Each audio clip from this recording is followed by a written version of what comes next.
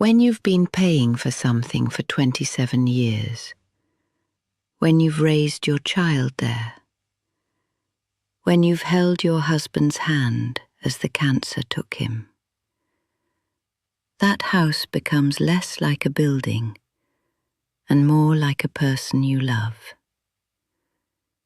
My name is Frances. I'm 68 years old, and I learned what happens when you try to erase someone from their own life. My son Brian was born in 1991. He came home from the hospital to that house in July, and Walt and I were terrified and thrilled in equal measure. We painted his room this soft blue. Walt chose it because he said it was the colour of the sky we'd drive under on Sunday afternoons.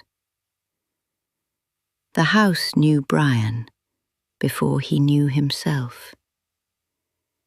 Every bedroom door he slammed as a teenager. Every time he came home for Thanksgiving. Every Christmas Eve when we'd wake him up too early and he'd complain but smile anyway. It all happened under that roof. Walt died there in 2003.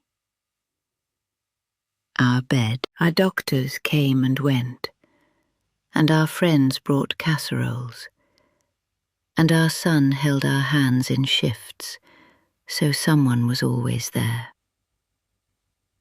I paid off the mortgage completely in 1999 with a bonus from my job as an administrator at the hospital. Walt wanted to celebrate, so we went to Bermuda for 2 weeks.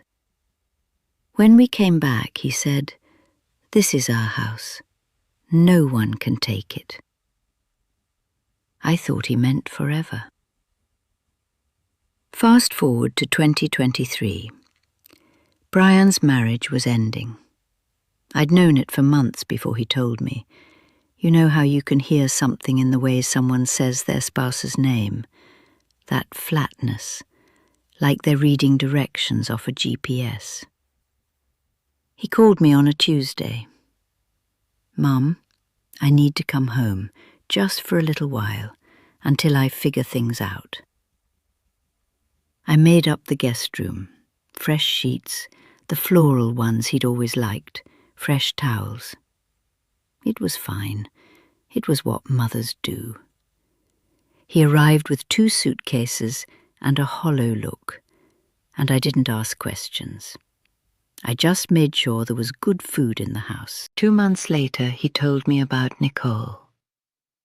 They'd met at work. She was pretty in that way some women are, efficient, like she'd been designed by a committee. She came to dinner on a Friday, brought flowers from the grocery store, the kind that come wrapped in cellophane and will be dead by Wednesday. She kept calling me ma'am, which made me feel ancient.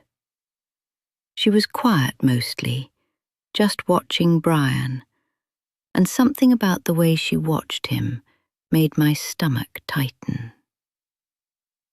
3 weeks after that, she showed up with suitcases, just announced it over coffee like it had already been decided. "I'm moving in," she said. "Brian and I want to try living together." I remember the light was coming through the kitchen window, and I was holding a mug of coffee that had gone lukewarm, and I was searching my son's face for some sign that he'd tried to ask permission from the woman who owned the house. But there was nothing there, just a kind of weary compliance. That's when she started changing things. The first thing was Walt's recliner. He'd sat in that chair for 30 years, read the newspaper there every Sunday morning, held me there while we watched the evening news, suffered through the final months of his illness in that chair, because it was the most comfortable place in the world, and I'd made sure it had good light. Nicole said it was taking up too much space in the living room. She had it moved to the garage without asking me. Just had it removed one afternoon while I was at the grocery store. She took down the curtains I'd hung in 1998, cream-coloured linen that let in soft light, replaced them with these stark white roller shades that made every room look like a hospital waiting area. She started rearranging the kitchen, so my things were in the back of cabinets I couldn't easily reach. She moved my grandmother's china to a high shelf. She asked me, in this voice like she was being so reasonable, "Don't you think we should modernize? This house feels so dated." This was my house. I was paying the property taxes on my house. And she was talking about it like it was a rental apartment she was redecorating. Then Shirley arrived. Nicole's mother Shirley showed up one Thursday evening with 4 large suitcases and 2 cats in carriers. She didn't ask. She just appeared at the door with her daughter, and Brian looked at me with the expression of a man who had stopped trying to manage anything and was simply waiting to see what would happen. Shirley was like a preview of what Nicole would become, all sharp angles and criticism. She made comments about the unfortunate architecture of the master bedroom and wondered aloud why anyone would choose such dated appliances. The cats, named Princess and Duchess, I'm not making that up, were let loose in my home without any discussion of whether that was acceptable. Within a week, the situation had escalated past the point of what I could politely manage. Shirley had somehow claimed my bedroom, not my guest room, my bedroom. The one with the windows overlooking the front gardens Walt had landscaped. The one where I'd slept for 45 years. She claimed it because Nicole said it was larger and had better natural light, and Brian didn't disagree, and apparently that was enough. They moved me to the back storage room. Let me be clear about this. It was a back storage room. It had a concrete floor with a rug over it. There was a ceiling leak that we'd meant to fix for 3 years. The window was a basement-level rectangle that looked out at the foundation of the house. I could see a drain pipe and the base of the azaleas. The room was cold in a way that suggested it had never been meant for living. They brought in a twin bed, and a small dresser. Shirley walked past my open door without looking at me, the cats following her like she was leading them to something important.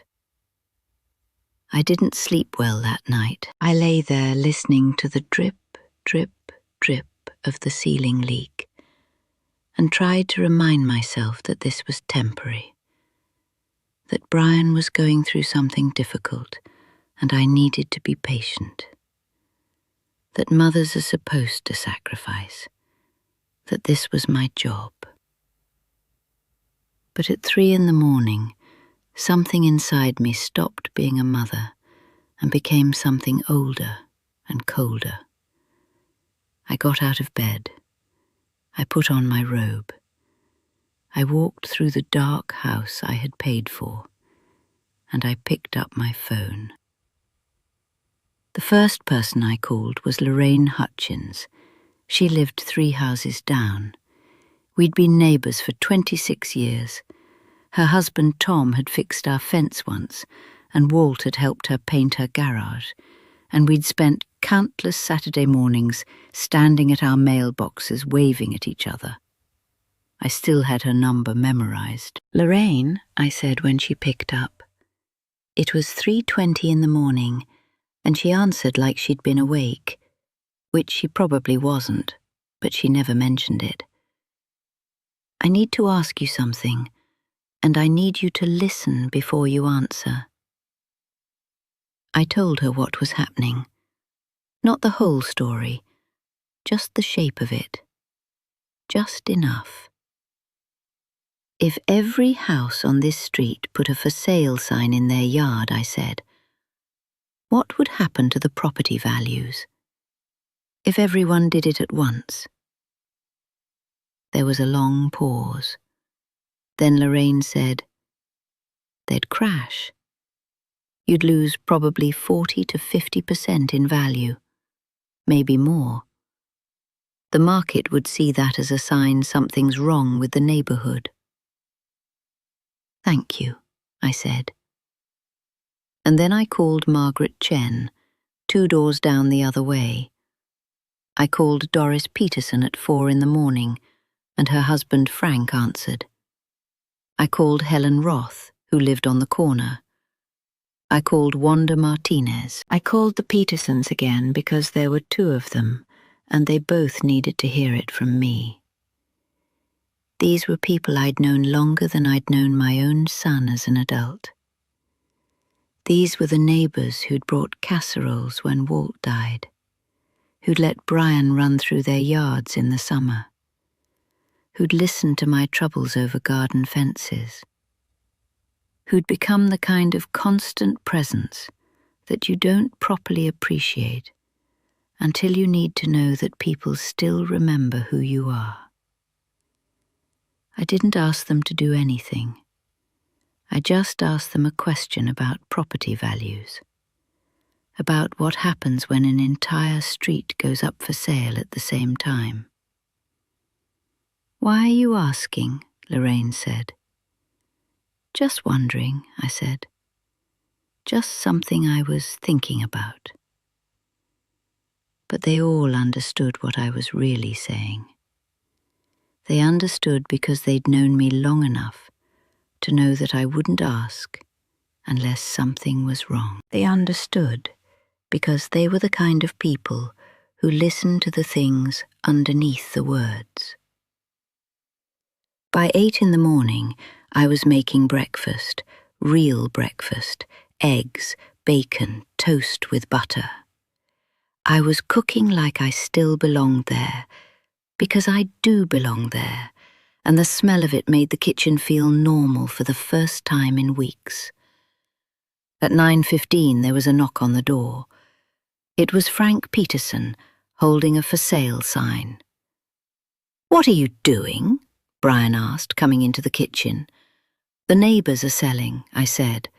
And I wasn't lying. They were. They'd all agreed over the course of the 4 in the morning and 9 in the morning hours that they would list their houses. By noon, every house on the street, both sides, from our corner all the way to the stop sign, had a for sale sign in the yard. The real estate market noticed immediately. A realtor who worked in our neighborhood called Brian's real estate agent. The agent called Brian. The market saw what looked like a planned exodus. An entire street suddenly empty. Something was wrong with the neighborhood, the market decided. Something was very wrong. Brian went white when he understood what was happening. The house, my house, was worth approximately $320,000. By the time every listing hit the system simultaneously, it was worth $140.